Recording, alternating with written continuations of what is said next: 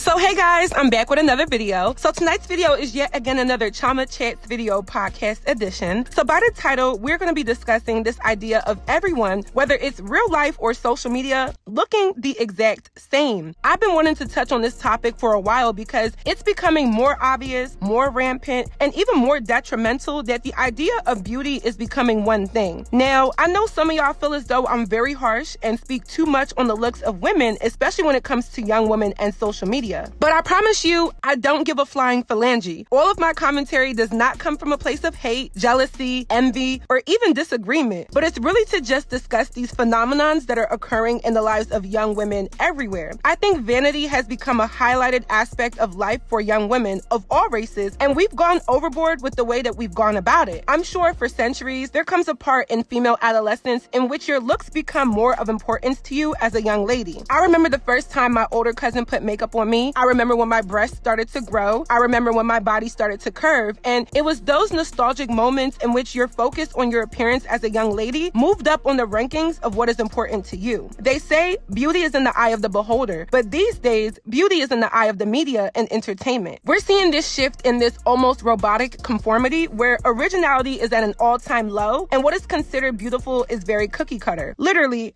everyone on the internet looks the same. And I'd be lying if I said that I don't do things to fall into many of these standards because there is a desire to be attractive as a young woman. That idea of attraction is completely at a fixed point in society right now, and I think it's important that we decipher it and uncover how we got here. So I've broken this video down into 3 main talking points, so let's get right into this video. So point number 1 is the evaluation of the body. What is being changed? Let's start with the actual physical components that are now copy and paste on many women that we see on social media and in real life. Let's do a head, shoulders, knees, and toes physical examination of this I am an attractive 20-something-year-old starter kit. Starting with the head, people want this heart-shaped face, something that isn't too big. The forehead isn't too big, and it kind of chisels down into your chin. I've seen so many girls get Kybella, which is an injection to the chin. Kybella is a non-surgical injectable technique used to target the fat beneath the chin. The process uses a series of deoxycholic acid injections, and this results in having less fat around and under your chin. I've seen many girls get this within the last few years, and I think it's one of the most prominent parts of why everyone looks the same. If we're altering our face shape to the same shape, it literally removes the diversity of faces that we see. So instead of having people with a round or square or diamond or a fat face like myself, everybody looks really heart-shaped in the face, or if you go overboard, you look like an airhead balloon. Moving on, the eyes. A lot of people are going for the cat eye look, which is done by thread lifting. The fox eye procedure is non-surgical and involves using a barbed dissoluble suture thread to pull the skin up and out. So when I was doing some research on this, the most notable person that influenced this was Bella Hadid. Now, I'm not sure if hers is natural, but I'm going to doubt it because this is the same girl who got a nose job at 14 and pretty much lied about it up until recently. Speaking about that, next step,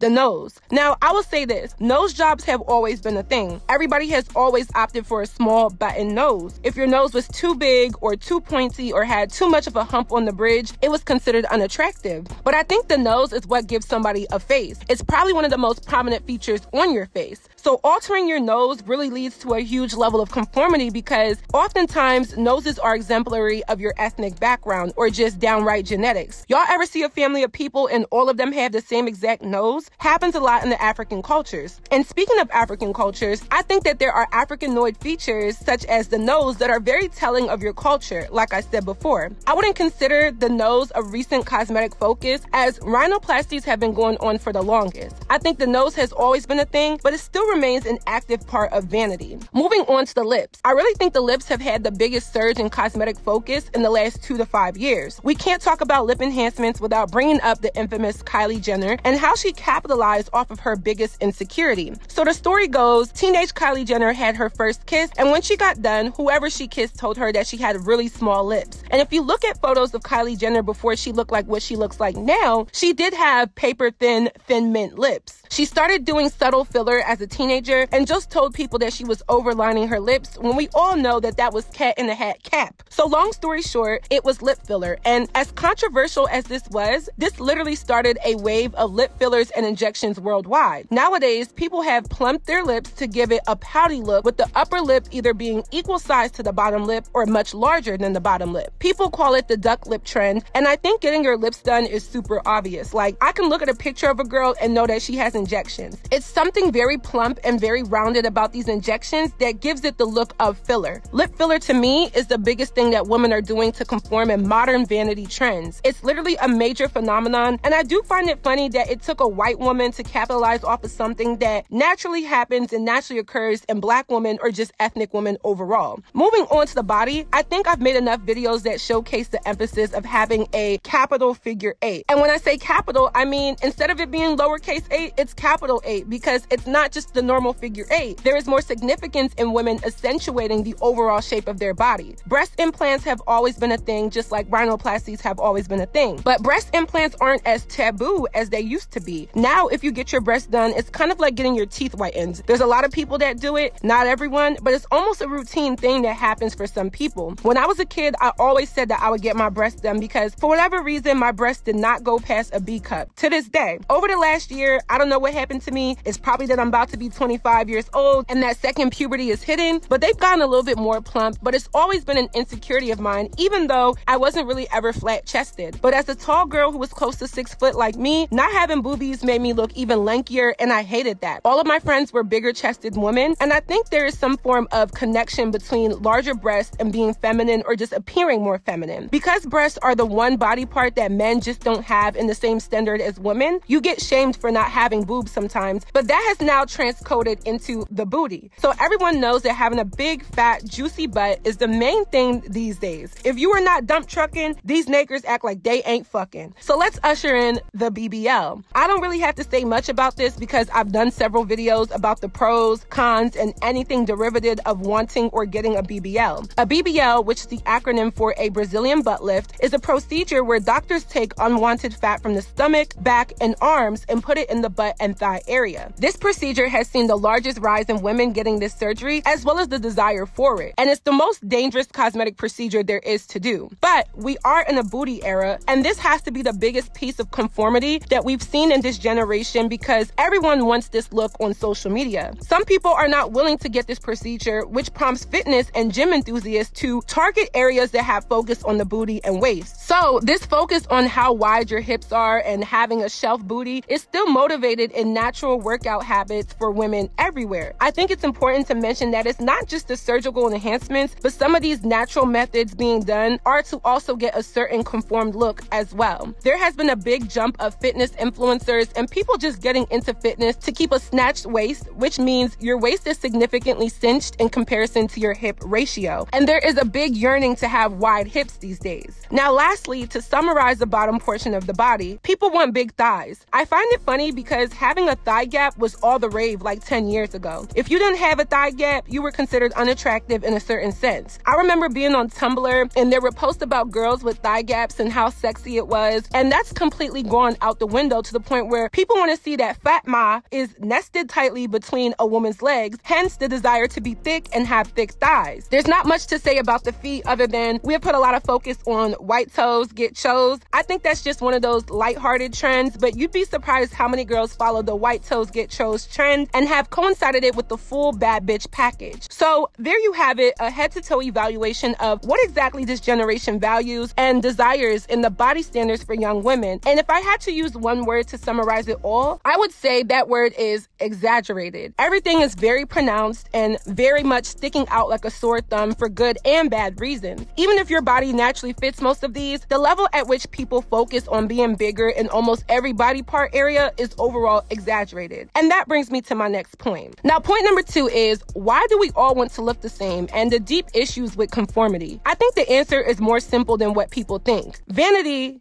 can become insanity? That's the answer. People can be so immersed and consumed by what they look like because now more than ever, being attractive is a selling point. It's a marketable tactic. It's something that gives you advantages and privileges, and it's accessible in artificial ways. 20 years ago, only the rich and famous could afford or just have access to getting certain enhancements. The average everyday woman was not deemed as media attractive to a certain extent. There are features on some of the celebrities who were the most poppin' in the 90s and early 2000s that were coined to be beautiful for specific reasons. People wanted Angelina Jolie lips, people wanted a Beyonce booty and body, and people wanted what they thought they couldn't have until we all started drinking this potion that was 1 part social media, 1 part conceitedness, and 1 point accessibility. Breaking down these parts, social media has been the most obvious drive to why people all look the same. We're seeing the same faces and trends, but at an intensified rate, and this has been a constant for years. Like I said, a woman caring about her looks has always been a thing, but I'm turning 25 in 2 months. 10 years ago, 15-year-old me did not have as much social media exposure to these potentially hazardous beauty trends as the 15-year-olds do today. So the way how we use social media is not really in its original purpose for this demographic of young people between 18 and 29. It's become another engine to promote, sell, convince, and project every single beauty standard that is current. And we used to only be able to see that through TV and magazines and music videos, which was technically limited access because once you've watched an episode of 106 in Park or once you've read 17 magazine front and back, you have to wait until the next episode or the next issue to get your next fix of this month's or this season's beauty trends. But social media gives us instant access. Things are changing at a faster rate. We want what we see because we're seeing it all the time, and it's heightened how much we care about it. So that second part is conceit and the conceitedness that vanity brings. I feel like back in the day, beauty trends were just tied to what you were naturally. Of course, celebrities have been nipping and tucking for years, but we just didn't have that information back then. And now that anyone can kind of be famous, at this point, people are definitely nipping and tucking at higher rates. And I'm sure the level of what was natural and what was enhanced was more natural than it was enhanced, whereas now everything is primarily enhanced before we can even consider it natural. Whatever you were given by God was just seen as a blessing. And I'm sure there's always been levels of envy. A lot of times with women, we want what we don't have. If you have big titties and no booty, you want a booty. If you have all booty and no titties, you want titties. It's always been like this. But the level of focus on a young woman's body was not really tied to extreme vanity and conceit. Now, people use body enhancements as ego and confidence boosters to empower their self-esteem. And I'm definitely not saying that's everyone, but if we're talking about how social media puts this in our faces, I would like to say it's the majority. Once a girl gets lip injections, she now thinks she can talk bigger shit. Once a girl gets her booty shots or a BBL, now she thinks she's better than the quote-unquote bad-built girls who still exist. Body trends are parallel to conceitedness now because there is so much focus on them versus anything else. Now, that third part was accessibility, and I think it's just the fact that we have all of these factors in which we can do what everyone else is doing. We can look at social media and find a doctor. We can see people on YouTube telling us their stories about how they got their BBL. It's all in the palm of our hands, which makes it super accessible. Even though the figures that we saw in the 90s and the early 2000s all had attractiveness as a part of their bag of tricks, their talent overrode everything else, and their beauty was just seen as a plus to accompany their talent. In modern times, you don't have to have talent in anything that you do. You just have to look good. And that is the main issue on why people want to look the same. This is literally the reason why everyone is conforming, because we've almost made it easier to be successful based off of your looks and not your talent. I think this entire generation and society is superficial, and both men and women of all races have heightened the level of attraction versus your actual talent. We've highlighted level of attraction versus work ethic. We've highlighted level of attraction versus likability. We've highlighted level of attraction versus experience. We've highlighted level of attraction versus a lot of things that are counterproductive to what should actually matter, whether it's in the workplace or in general society. So the deep issue is we have shifted our focus on what matters, and we've made young people and even younger people think that vanity precedes other intangible factors about people, which is very bizarre when you think about it. Imagine being in a lineup of 4 other women for a job that you're very qualified for, but being overlooked because your butt isn't as big or your face isn't as socially acceptable as some of the other candidates. But this is what is happening now. A lot of this conformity is just a side effect of influencer culture, and the offspring to that is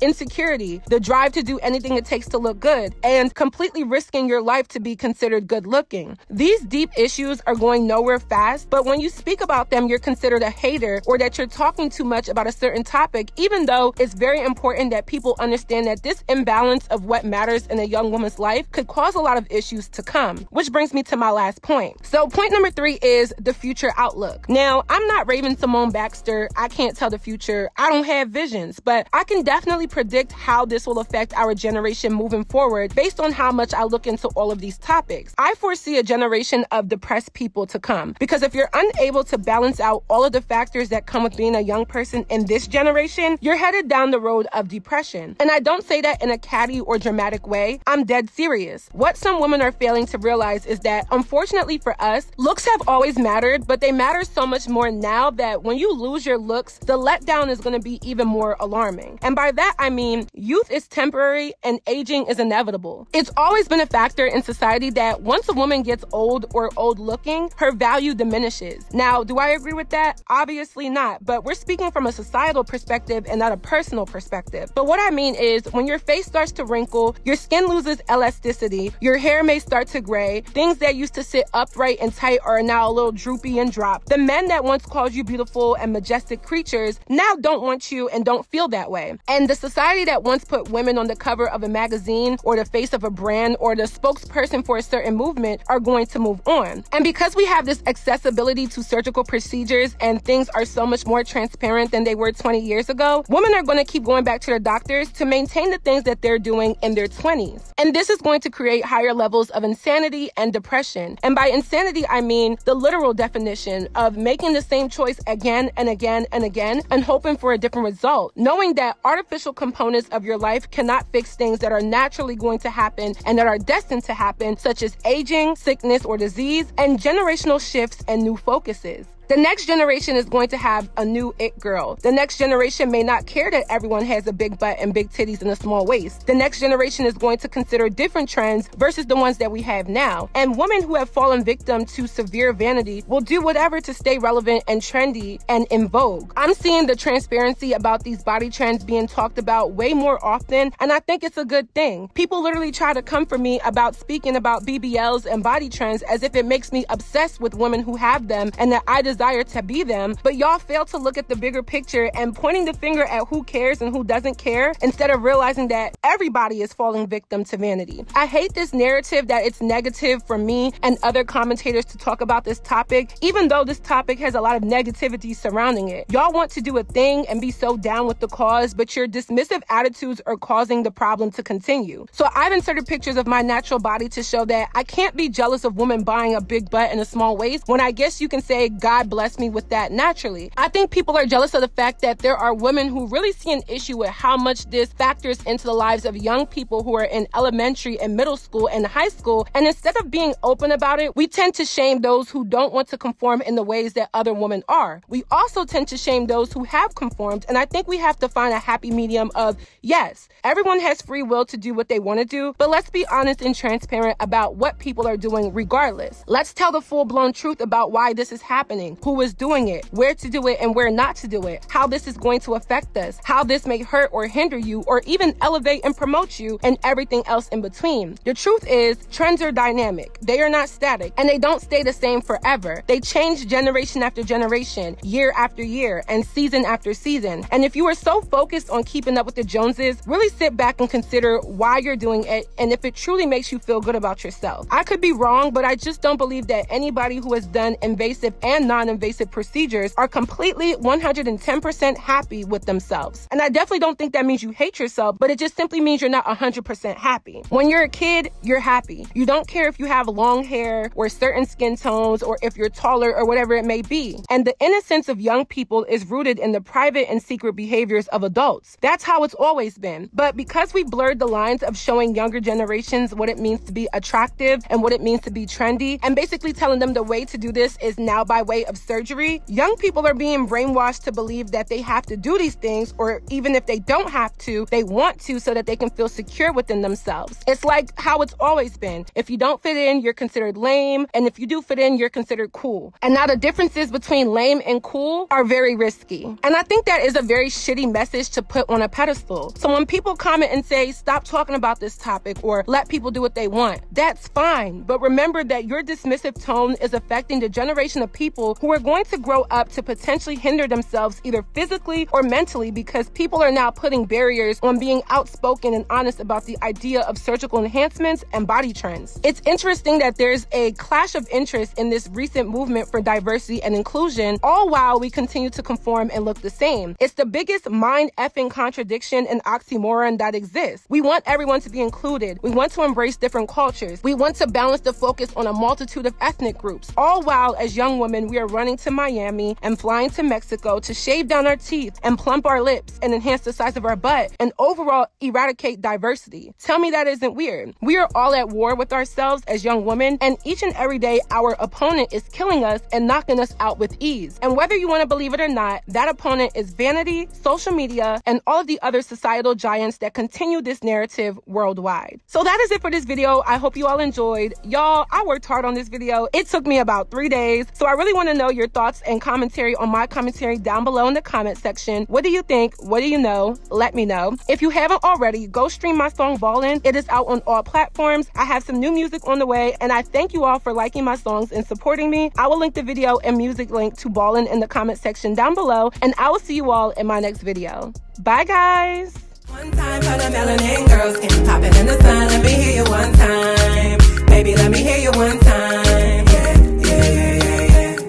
One time for the African girls, and you know we get it done. Let me hear you one time. Ladies, let me hear you one time. Yeah. One shot, two shot, come on, baby, come on. Put your hands to the top, come on, ladies, come on. Skin popping in the sun, come on, baby, come on. Brown girl, you the one, and they know we get on. One shot, two shot, come on, baby, come on. Put your hands to the